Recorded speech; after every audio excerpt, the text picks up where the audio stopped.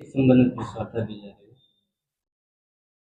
देखिए, दिनांक 27 अप्रैल को जो घटना थाना गोला अंतर्गत वार्ड नंबर 17 में जो देवांश स्वर्ण कला केंद्र, जो आभूषण का केंद्र सर्राफा व्यवसायी की शॉप थी, उसमें महिला सर्राफा व्यवसायी के द्वारा वहाँ पर व्यवसाय किया जाता था, जिसमें मुख्यतः मेंटेनेंस का काम होता था, ज्वेलरी मेंटेनेंस वगैरह का।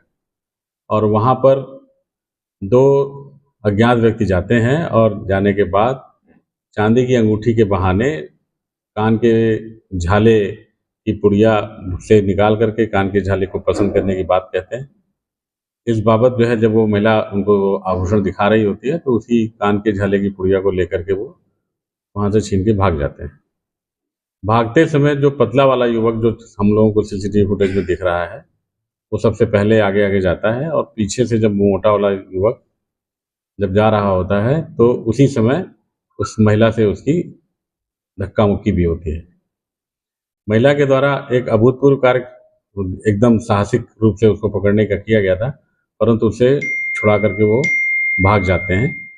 इस बाबत जो सूचना थाने पर मिली थी, इस पर एक मुकदमा अपराध संख्या वहाँ पर 148/2026 पंजीकृत किया गया था, जिसमें इस घटना के अनावरण का प्रश्न पुलिस के सामने था, तथा इस अनावरण के प्रश्न के उपरांत एक सबसे बड़ा चैलेंज ये था कि व्यापारी हमारा सर्राफा व्यवसायी है और इस सर्राफे व्यवसाय में विश्वास एक बहुत बड़ा बिंदु होता है।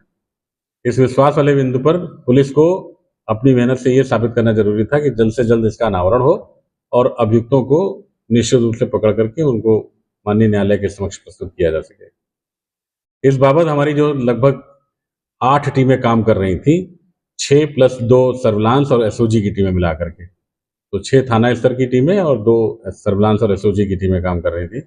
उनके लगातार कई सीसीटीवी कैमरे खंगाले गए, लगभग 500 के आसपास सीसीटीवी कैमरों को खंगाला गया, जिसमें कुछ पिक्चर्स में ये एकदम साफ पकड़ में आते हैं कि मोटा वाला युवक कौन सा है और जो पतला वाला युवक है वो कौन है, किस वाहन से भागे हैं। मोटरसाइकिल थी जिसका नंबर UP 51 BP 8683 है। इस वाहन का हम लोगों को पहले ही पता चल गया था कि ये वाहन है और अमुक व्यक्ति का चेहरा ऐसा है और इसकी हाइट इतनी है। इस बाबत इसको देखते हुए लगातार हम लोग इसको सर्विलांस कर रहे थे। सीडीआर के माध्यम से भी हम लोगों ने टावर डंप वगैरह जो लिए थे, उनके माध्यम से भी हम लोग इसको नैरोइंग कर रहे थे। इसी बीच में हम लोगों को ये पता चल रहा था कि इनका मूवमेंट सुबह और शाम को अक्सर अपने गंतव्य स्थान की तरफ होता है। सुबह इनको लगभग शहर की तरफ या गांव की तरफ की मुख्य बाजारों की तरफ इनको आना होता है और शाम को ही अपने गंतव्य जहां रुके होते हैं वहां जाना होता है। तो इस टाइमिंग के आधार पर हम लोगों ने अपनी चेकिंग पार्टीज को अलर्ट कर रखा था। बीती रात में ये जो हमारी चेकिंग पार्टी की टीम थी, वो गोला थाना अंतर्गत धुरिया चीनी मिल है, वहां पर लगातार चेकिंग करके हम लोग स्ट्रेटेजिक पॉइंट पे थे और इस तरह से लगभग 11 जगह चेकिंग चल रही थी। उन 11 जगहों पर चेकिंग के दौरान ये धुरियापार चीनी मिल की तरफ से 2 मोटरसाइकिल पर 5 युवक आते हुए दिखाई देते हैं, जिनमें 2 लोग एक मोटरसाइकिल पर, 3 लोग दूसरी मोटरसाइकिल पर बैठे हुए थे। जब उनको रोकने का इशारा किया जाता है तो वो मुड़कर भागने की कोशिश के दौरान ही फायर करते हैं पुलिस पार्टी पर। पुलिस पार्टी पर जब फायर होता है तो पुलिस अपने को बचाते हुए आत्मरक्षा, वहां पर पुलिस अपनी तरफ से फायर करती है, जिसमें 2 युवक घायल होते हैं, जिनका नाम एक का रेहान है और दूसरे का मेहंदी हसन है। दोनों घायल युवकों के को वहां गिर जाने के बाद वो तीनों युवक भागने का प्रयास करते हैं मोटरसाइकिल छोड़ करके। उनको दौड़ा करके पुलिस पार्टी के द्वारा पकड़ा जाता है। 3 युवक भागते हुए पकड़े जाते हैं और 2 युवक घायल अवस्था में हम लोगों को वहां पर मिलते हैं। इनको लेकर के वापस थाने पे ला करके तीनों युवक को दाखिल कराया जाता है और 2 युवक जो चूंकि घायल थे, तत्कालिक उनको चिकित्सा की आवश्यकता थी, इसलिए सीएचसी गोला ले जाकर के इनका इलाज कराया जाता है, जहां पर इनको रेफर कर दिया जाता है और वर्तमान में वो बीआरडी मेडिकल कॉलेज के लिए रेफर्ड है, वहां पर एडमिट भी है। तो ये पहले से रेकी करते थे? देखिए, जो एफआईआर थी उस एफआईआर के अकॉर्डिंग 20 ग्राम सोने की बात हुई है और कान की झाली की जो पुड़िया थी उसको ले जाने की बात थी। ये बात सच है, 100% रिकवरी है। 4 जोड़ी कान की जो है झाली बरामद है उनके पास से और एक अदद जो है वो चांदी की अंगूठी बरामद है। एक डिजिटल वेइंग मशीन जो मेटल को इस्तेमाल करते हैं वेइंग करने के लिए कि सोना कितने ग्राम का है, चांदी कितने ग्राम का है, वो पॉकेट मशीन है, वो बरामद है। कैश इनके पास से लगभग 16,890 रुपये बरामद है।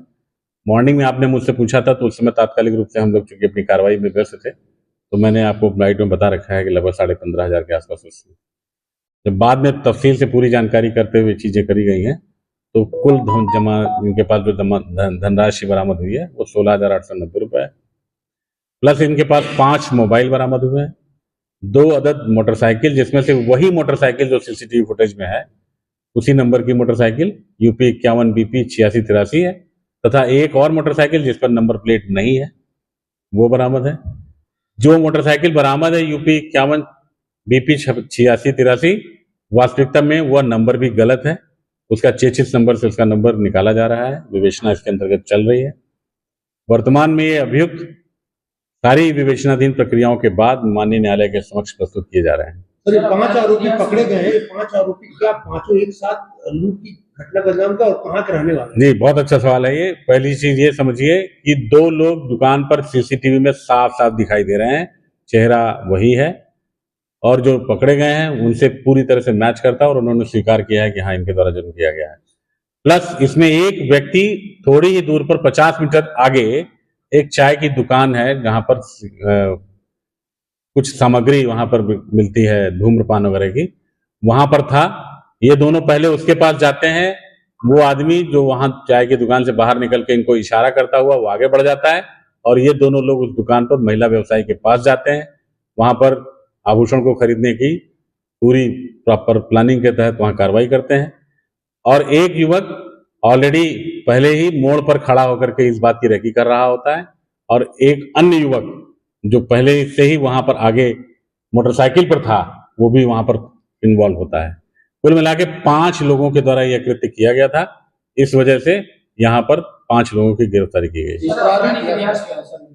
आपराधिक इतिहास में जो 2 लोग वहां पर दुकान पर गए हैं उसमें एक रेहान नाम का व्यक्ति मैंने बताया आपको और एक मेहंदी हसन। रेहान नामक व्यक्ति के पास उनके ऊपर 5 आपराधिक मुकदमे हैं। मूलतः ये लोग इसमें से एक मुजफ्फरनगर का और 4 देवबंद थाना तहसील देवबंद और जिला सहारनपुर के रहने वाले हैं।